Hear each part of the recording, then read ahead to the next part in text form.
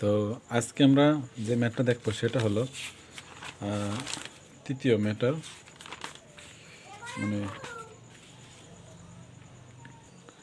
3 নম্বর চ্যাপ্টারের cost behaviour analysis. এখান থেকে বেশি ম্যাথ আসে না, তারপর অধ্যায়টা শিখে রাখা ভালো, মানে অনেক সময় ম্যাথ আসতেও পারে।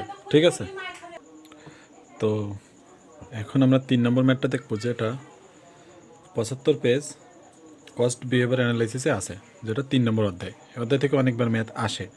সো এটা অনেক সহজ অধ্যায়, এই জন্য করে রাখা ভালো। মানে ম্যাথ আসবে বলা যায় না, তো যে এটা যেমন 19 সালে আসছে, ঠিক আছে, তো আসলে তো ভালো, তাই না? শিখে রাখতে কোনো প্রবলেম নেই, একদম সহজ অধ্যায়, শিখতে কোনো ব্যাপারই না। তো এই অধ্যায়টা আমাদের বের করতে হবে যে ইউনিট প্রতি কোনটা ফিক্সড আর কোনটা ভেরিয়েবল।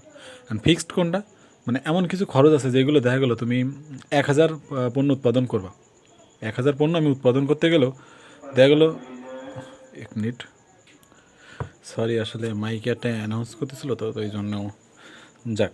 তো আমাদের যেটা মেন, আমাদের এখানে ক্যাপাসিটি দেওয়া থাকে এরকম 60% ক্যাপাসিটি আর 100% ক্যাপাসিটি। তো আমরা শুরুতে বলি, একটা কোম্পানি আগে জিনিসটা বুঝি, এটা কোম্পানি কিন্তু মানে সবসময় কিন্তু তার ক্যাপাসিটি লেভেল ইউজ করে না। ঠিক আছে, মানে একটা মেশিন ধরো তার ক্যাপাসিটি থাকে দিনে 100টা পণ্য তৈরি করা, কিন্তু দেখা গেলো দিনে আমরা করতেছি 70টা, মানে তো পুরোপুরি ইউজ করতেছি না। ঠিক আছে, ধরো 70% ইউজ করতেছি, দিনে 70টা আমরা ইউজ মানে করে কাপড় বানাচ্ছি বা একটা আইসক্রিম বানাচ্ছি, ধরো আইসক্রিম ফ্যাক্টরি। তো আমাদের যে মেশিনটা আছে, সে চাইলে দিনে 100টা করে আইসক্রিম সে প্রোডাক্টিভ করতে পারে, মানে তৈরি করতে পারে। তো আমরা সেটা না করে 70টা করে করতেছি, তার মানে 70% মেশিনের ইউজ করতেছি, আর বাদ বাকি 30% ইউজ করতেছি না। অনেক সময় দেখা গেলো বেশি ইউজ করলে মেশিনটা নষ্ট হয়ে যেতে পারে, আরও অনেক প্রবলেম হতে পারে।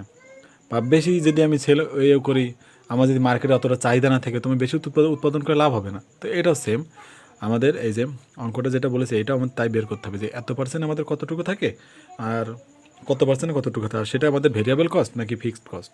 অ্যান্ড ভেরিয়েবল কস্টগুলো কোনগুলো, যেইগুলো ধরো আমার পরিবর্তনশীল, যেটা বলে পরিবর্তনশীল ভাই, হ্যাঁ, আর এটা হলো অপরিবর্তনশীল, ফিক্সড হলো অপরিবর্তনশীল।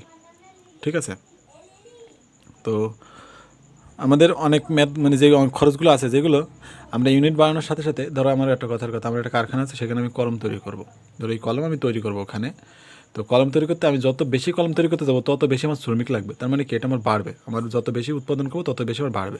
কিন্তু আমার যে ফ্যাক্টরিটা আছে, আমার একটা জায়গাতে আছে, তাই না? ওই জায়গাটা কিন্তু প্রতি বছর ফিক্সড, তাই না? ওটা কোনো চেঞ্জ হবে না। আমি যত উৎপাদন বাড়াই না কেন, আমার এটা কিন্তু ফিক্সডই থাকবে। জায়গা যেখানে আমার উৎপাদন, আমার যেখানে কারখানা, ওটা কিন্তু ফিক্সড। সো এটাই আমাদের ফিক্সড কস্ট, আর যেটা হলো আমাদের পরিবর্তন হবে, ইউনিট প্রতি পরিবর্তন হবে, সেটা আমাদের ভেরিয়েবল কস্ট। তো এটা আমাদের ওইটাই বের করার নিয়ম, যে কতটুকু ভেরিয়েবল আর কতটুকু ভেরিয়েবল না, ফিক্সড, সেটা। তো 3 নম্বর ম্যাথটা আমরা দেখি, এটা হলো 75 পেজ, 3 নম্বর অধ্যায়, কস্ট বিহেভিয়ার। ঠিক আছে, তো মানে ব্যয়ের আচরণ, ঠিক আছে, দুই প্রকার, সেটা হলো একটা ভেরিয়েবল কস্ট। মোট 3 প্রকার বলা যায়, একটা হলো সেমি ফিক্সড কস্ট, আর একটা হলো ভেরিয়েবল, আর শুধু একটা ফিক্সড। ঠিক আছে, সেমি, এটাও দেখে বলতেছি কি, আর একটা ট্রিক্স আছে, ট্রিক্সটা অ্যাপ্লাই করে তুমি সবগুলোই প্রবলেম সমাধান করতে পারবা। তো প্রথমে আমরা অঙ্কটা পড়ি, বলেছে the following are the monthly budget for the manufacturing overhead of a manufacturing constraint for the 2 levels of activities. মানে এখানে 2টা লেভেলের কথা বলেছে, সেগুলো কি, একটা হলো 60% আর একটা হলো 100%। দাঁড়াও, এটা হলো 60% ক্যাপাসিটি, এখানে যেগুলো আছে সব 60%-এর তা, আর এই পাশে হলো 100% ক্যাপাসিটি, আর এই পাশে যেগুলো আছে সেগুলো সবই 100%-এর তা। ঠিক আছে, মানে 100% উৎপাদন করতে গেলে কী কী খরচ হয়, এটা হলো 100%-এর তা। হ্যাঁ, 100% উৎপাদন করতে গেলে, এই যে মানে 100% 2000 ইউনিট উৎপাদন করে, 2000 ইউনিট উৎপাদন করতে কী কী খরচ হয় সেগুলো রয়েছে। আর 60% উৎপাদন করতে গেলে, মানে আমাদের যে 1200, এটা 2000 আর এটা 1200, এই 2টা ইউনিট তৈরি করতে যে আমাদের কত পরিমাণে খরচ যেগুলো আছে সেগুলো এখানে দেওয়া আছে। ঠিক আছে, এই যে এটা হলো 1200, মানে ইউনিটগুলো চেঞ্জ হয়েছে, একটা 1200 আর একটা 2000। তো যেহেতু বেশি উৎপাদন করতে গেলে তো বেশি খরচ হওয়াটাই স্বাভাবিক। সো ওইটাই প্রথমে বলেছে, এই যে বাজেটে প্রোডাকশন 2000 আর 1200, 2000 আর 1200। ঠিক আছে, 60%-এ 1200 আর 100%-এ 2000। যত বেশি উৎপাদন করবে তত বেশি খরচ হবে। বলেছি ইনডাইরেক্ট ওয়েজেস, আমাদের ইনডাইরেক্ট ওয়েজেস এখানে ছিল 1200 আর এটা হয়ে গেছে 2000, যেহেতু আমাদের এও বেড়ে গেছে, খরচপাতি বেড়ে গেছে, সো এখন আমাদের জিনিসের দামও বেড়ে গেছে, 2000 হয়ে গেছে। আগে ছিল 1200, এখন হয়ে গেছে 2000। তারপরে বলেছে কনজামেবল স্টোরেজ, আগে ছিল 900, এখন হয়ে গেছে 1500, মানে আমাদের যত ইউনিট বাড়বে তত বেশি হবে, ঠিক আছে। তাহলে আগে ছিল 900, এখন হয়ে গেছে 1500। তারপরে বলেছে মেনটেনেন্স, মেনটেনেন্স আগে ছিল 1100, এখন হয়ে গেছে 1500, আগে ছিল 1100, এখন হয়ে গেছে 1500, মানে যত বাড়বে তত দাম বাড়বে, এটা তো স্বাভাবিক, যত বেশি খরচ হবে। তারপর বলেছে পাওয়ার অ্যান্ড ফুয়েল, 1600 ছিল আগে, এখন হয়ে গেছে 2000। ওকে, 1600 ছিল 1200 ইউনিটে, আর 2000 ইউনিট যেই করতে গেছে তখন আমাদের কী হয়ে গেছে 2000, মানে 400 ইউনিট, 400 টাকা বেড়ে গেছে। তারপর ডেপ্রিসিয়েশন, আগে ছিল 6000, এখনও 6000, মানে একই রয়েছে, কোনো চেঞ্জ হয়নি। ইন্স্যুরেন্স আগেও ছিল 2000, এখনও 2000, চেঞ্জ হয়নি, এটার কোনো ইফেক্ট পড়েনি, মানে আমাদের ইউনিট বাড়ানোর পরেও এই দুটো খরচ আমাদের কোনো ইফেক্ট পড়েনি।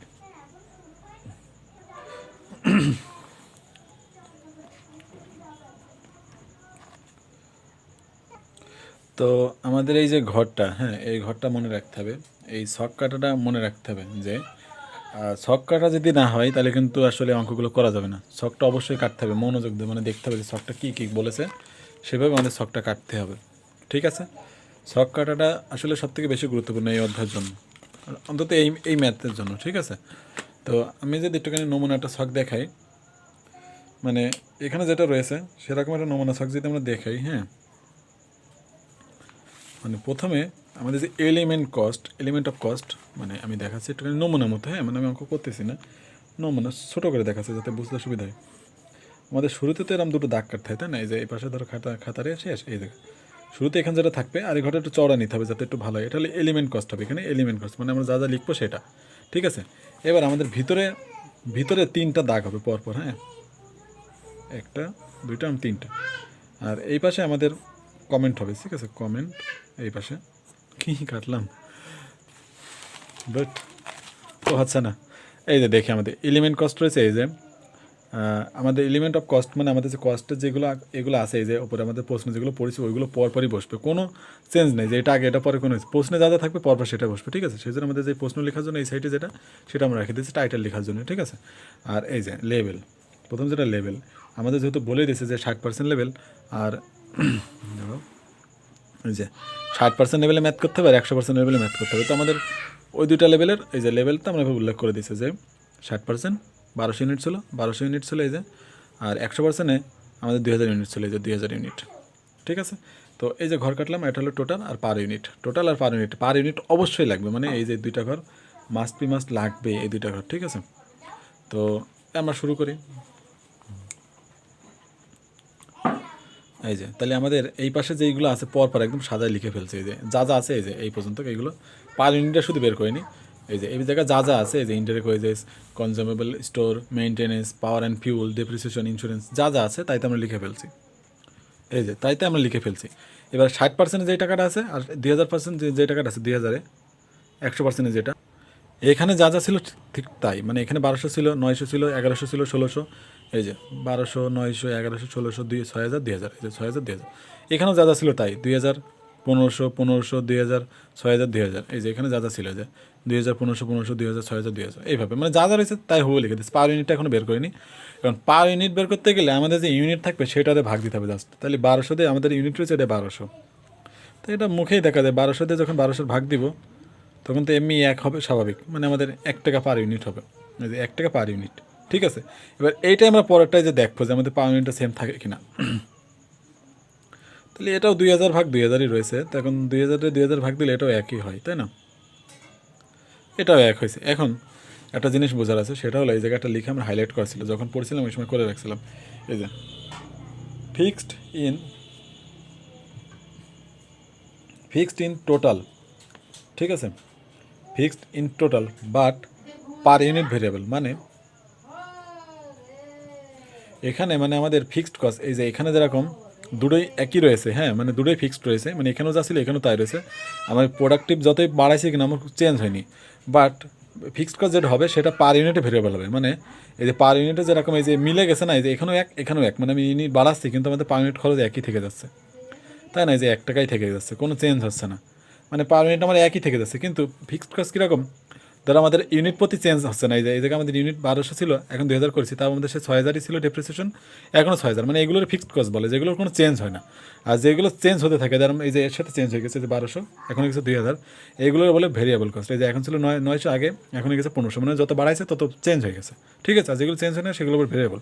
তো এখানে একটা ট্রিক্স দেওয়া রয়েছে, যেটা হলো ফিক্সড কস্ট, সেটা হলো পার ইউনিটে ভেরিয়েবল। ফিক্সড কস্ট কী বলে, এই যে এইভাবে সহজে লিখে দেয়,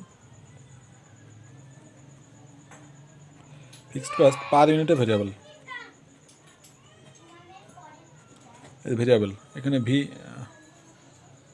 ভি লিখে দিলাম, হ্যাঁ, পার ইউনিটে ভেরিয়েবল, ভিতে ভেরিয়েবল। আর এই যে ভেরিয়েবল কস্ট পার ইউনিটে ফিক্সড, ঠিক আছে। পার ইউনিটে ফিক্সড মানে এফ, ঠিক আছে, মানে একটু বিপরীত হয়ে গেছে। এটা পার ইউনিটে হয়ে যায় ভেরিয়েবল, আর এইটা ভেরিয়েবল কস্ট পার ইউনিটে হয়ে যায় ফিক্সড, ঠিক আছে। নতুন কলম বলে হয়তো দাগ পড়তেছে না। ওকে, তো আমরা অঙ্কে যাই, অঙ্কটা দেখি। হয়েছে, তো অঙ্কে আমাদের যেটা বলেছে, আমরা প্রথম সবগুলো পার ইউনিট বের করছি। এই যে 900 পার ইউনিট বের করছে কীভাবে, পার ইউনিট আমি দেখাচ্ছি। এই যে সেমভাবেই, সেম ওয়ে, কোনো চেঞ্জ নাই। তাহলে আমাদের 900 ছিল আমাদের টোটাল খরচ, সেটা তো ভাগ যাবে, আমাদের ইউনিটটা ছিল 1200, 60% 1200 ছিল, তাই না। তাহলে আমাদের কত হয়েছে, এটা 0.75। এবার এটাও সেমভাবে বের করতে হবে। তাহলে এখানে ছিল 1500, তাহলে 1500 ভাগ হবে 2000, এইভাবে একটুখানি ক্যালকুলেশন করতে হবে, হ্যাঁ। 2000, 1500 ভাগ 2000 করলে আমাদের এটাও দেখো সেমই হয়েছে আবারও। এখন যে সববারই সেম হবে এমন না, চেঞ্জ হতে পারে, হ্যাঁ। তো এই দুটো সেম হয়েছে, মানে এই দুটো সেম হয়েছে, এই জন্য আমরা ভেরিয়েবল, এটা প্রথমটা যেহেতু আমাদের বলেছে ভেরিয়েবল কস্ট পার ইউনিটে ফিক্সড, তার মানে পার ইউনিটে ফিক্সড হবে, কোনো চেঞ্জ হবে না। এখানেও 1 টাকা, আমি প্রোডাকশন বাড়াই, যতই বাড়াই না কোনো, তাও 1 টাকায় থেকে যাবে। যদি 2000 জায়গায় 3000 করি, তো আমার 1 টাকায় থেকে যাবে। তাই এটা ভেরিয়েবল হয়ে গেল। এটা কী হয়ে গেল, এটা হলো ভেরিয়েবল কস্ট হয়ে গেল। এই যে এটা ভেরিয়েবল কস্ট, ঠিক আছে, এটা ভেরিয়েবল। তাহলে এটাও ফিক্সড পার ইউনিটে, পার ইউনিট করে দেখতে হবে ফিক্সড নাকি ভেরিয়েবল। ভেরিয়েবল হলে মানে চেঞ্জ যদি হয়ে যায়, যে এরকম যদি চেঞ্জ হয় তখন হয়ে যাবে ফিক্সড, ঠিক আছে। একটু আরও কনসেপ্ট আছে, দেখা যাক। তো এখানে 75, এখানেও 75, মানে সেম, তার মানে এটাও ভেরিয়েবল হয়ে গেলো। সেম হলেই ভেরিয়েবল, দুই পাশে সেম হলেই ভেরিয়েবল। ওকে, এইবার পরেরটা বলছে মেনটেন্স। এখানে 1100, এখানে ছিল 1500, তো আমরা পার ইউনিট করে একটাই বেড়েছে 0.9167, আর একটা বেড়েছে 0.75, দুইটা আলাদা আলাদা, এইটা আলাদা আবার এইটা আলাদা, মানে এইটা আর এটা সম্পূর্ণ আলাদা দুইটা, তাই না। যদি দুইটার কোনোটাই যদি একটার সাথে না মেলে, সেটার বলে সেমি ফিক্সড কস্ট। সেটার কি বলে, সেমি ফিক্সড কস্ট। মানে এর ভিতরে সেমি বলতে এর ভিতরে ফিক্সড কস্টও আছে, তারপরে ভেরিয়েবল কস্টও আছে, ঠিক আছে। এটার বলে সেমি ফিক্সড কস্ট, মানে দুটো মিলবে না, এটাও মিলবে না এটাও মিলবে না। আমরা ইউনিট বাড়াইছি, এটাই ছিল একরকম, এটা হয়ে গেছে আর একরকম, কিন্তু এরকমটা হয় না, হয় দুটাই মিলবে আর নয় একটু একটু চেঞ্জ হবে, ঠিক আছে, মানে অন্যরকমভাবে চেঞ্জ হবে। তো মানে দুইটাই আলাদা আলাদা, এই জন্য এটা সেমি ফিক্সড কস্ট, ঠিক আছে। মানে এই যে, মানে এখানে এটা আর একটু ভালো করে বোঝাই জিনিসটা। ভেরিয়েবল কস্ট যেটা থাকবে সেটা আমাদের ইউনিট প্রতি চেঞ্জ হতে থাকে। যেহেতু আগে আমাদের 1200 ছিল খরচ, ওয়েজেসে, এখন আমাদের ইউনিট বাড়াইছে 2000, এই জন্য আমাদের 2000 টাকা 2000 হয়ে গেছে, মানে 800 টাকা বেড়ে গেছে। কিন্তু পার ইউনিটে দেখো ফিক্স থাকবে, পার ইউনিটে ফিক্স থাকবে, পার ইউনিটে ফিক্স থাকবে ভেরিয়েবল কস্ট। তো এই যে এটা এখানে এখানেও এক, এই জন্য এটা ভেরিয়েবল কস্ট হয়েছে। এই যে এটা 900 ছিল, এটা দেখেই বুঝে নিতে হবে যে এটা ভেরিয়েবল, এটা ফিক্সড, ঠিক আছে। তো এই যে এটা আগে 900 ছিল, এখন 1500 হয়ে গেছে, তার মানে এটা বেড়ে গেছে, তার মানে কি ভেরিয়েবল কস্ট, মানে বাড়তেছে, পরিবর্তনশীল। তো এখন দেখতে হবে পার ইউনিটে কি, এটা পার ইউনিটে কী হয়েছে, এটা 75, এটা 75, তার মানে এটা ভেরিয়েবল কস্ট, একই জিনিস। এবার এটা দেখো, এটাও বেড়ে গেছে, আগে ছিল 1100, এখন গেছে 1500, বাট এখানে দেখো দুই রকম হয়ে গেছে, দুই রকম। এই যে এখানে একরকম, এখানে একরকম, এই যে এখানে একরকম, এখানে একরকম, মানে দুই রকম হয়ে গেছে। এরকম দুই রকম হলেই মানে এটা হয়ে যাবে semi variable cost, semi variable cost. এই যে টাকাও আলাদা, এখানে টাকাও এক মানে আলাদা, এখানে বেড়ে গেছে, এখানে এ গেছে, এখানেও কমে মানে বেড়ে গেছে, এই উল্টো রকম হয়ে গেছে সেমি ভেরিয়েবল কস্ট। পরেরটা পাওয়ার অ্যান্ড ফুয়েল।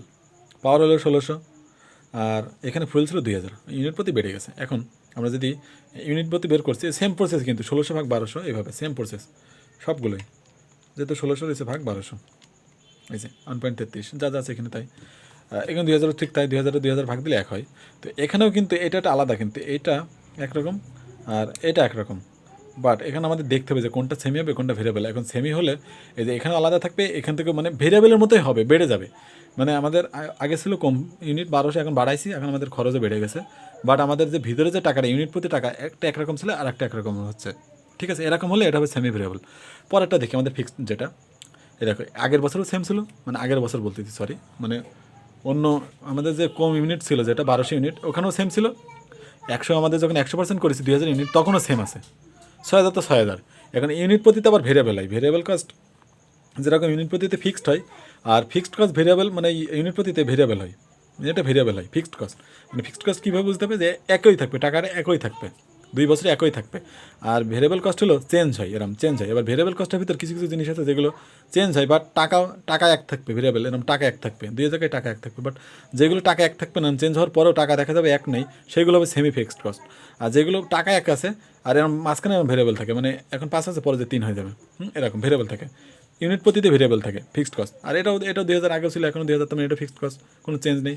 এমন ভিতরে যা হয়ে গিয়ে মানে আমাদের এরকম টাকা এক থাকতে হবে, এরকম টাকা এক থাকলে তাহলে বুঝে নেবো এটা ফিক্সড কস্ট। আর যদি টাকা না পাল্টাইছে বা টাকা ভিতরে মিল নেই, এরকম মিল নেই, তাহলে আমরা যদি উল্টো পাল্টা থাকে তাহলে বলতে হবে সেমি ফিক্সড কস্ট। এটাই ছিল মূল অঙ্ক, আর কোনো অঙ্ক নেই। মানে এটা আশা করি বুঝতে পারছো, একটুখানি একা ট্রাই করো, ইনশাল্লাহ তুমি পারবা। ধন্যবাদ।